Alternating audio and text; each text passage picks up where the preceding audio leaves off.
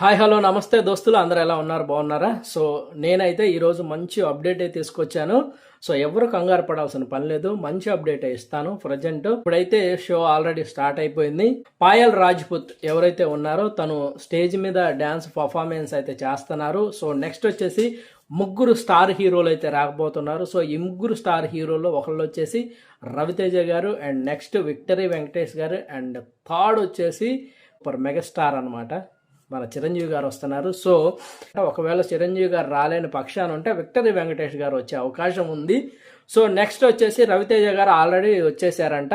So ఇక అయితే మనం ఓటింగ్స్లోకి వెళ్ళిపోదాము.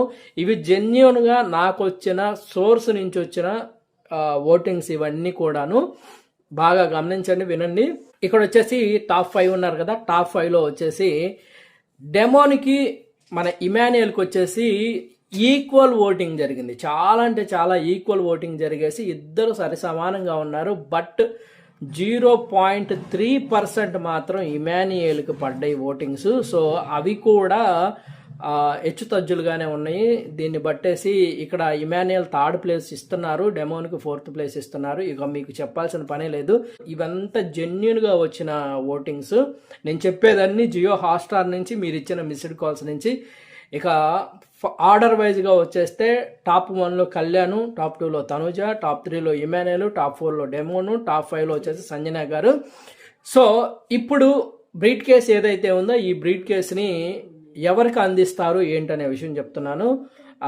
టాప్ 5 కంటెస్టెంట్ మన సంజన గారు ఎవరైతే ఉన్నారో సంజన గారు బయటకు వచ్చేసారండి. ఆల్మోస్ట్ సంజన గారు బయటకు వచ్చి నాగ్ సార్ను అడిగారు.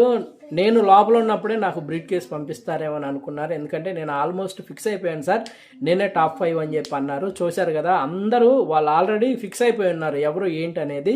సో చాలా కామెడీగా జరిగింది అక్కడంతా సన్నివేశం. నెక్స్ట్ ఇమాన్యుయల్, డెమోనిక్ కూడా బ్రీట్ కేస్ వెళ్ళిపోయింది. వాళ్ళిద్దరిలో ఎవరో ఒకరు మాత్రం కన్ఫామ్గా 100% ఆ బ్రీట్ కేస్ తీసుకోవడానికి రెడీగా ఉన్నారు. సో ఇది ప్రాసెస్ అయితే. అండ్ అసలు విన్నర్ ఎవరు ఏంటి అనేది మనకి ఎపిసోడ్ పూర్తి అవ్వలేదు. రేపు ఈవినింగ్ అన్నపూర్ణ స్టూడియోలో 8 o'clock మాత్రమే రివీల్ అవుతుంది. సో అది వచ్చిన వెంటనే నేను మీకు అప్డేట్ ఇస్తాను. ప్రతి ఒక్కరు కూడా ఇవన్నీ జెన్యున్గా వచ్చినాయి, ఎవ్వరూ భయపడాల్సిన పనేం లేదు. 50-50 60-40% ఉంది ఇక్కడ. ఏది ఏమైనా కానీ అదంతా బిగ్ బాస్ చేతిలోనే ఉందన్నమాట. సో ఎవరు విన్నర్ అనేది రేపు చెప్పేస్తాను మీకు.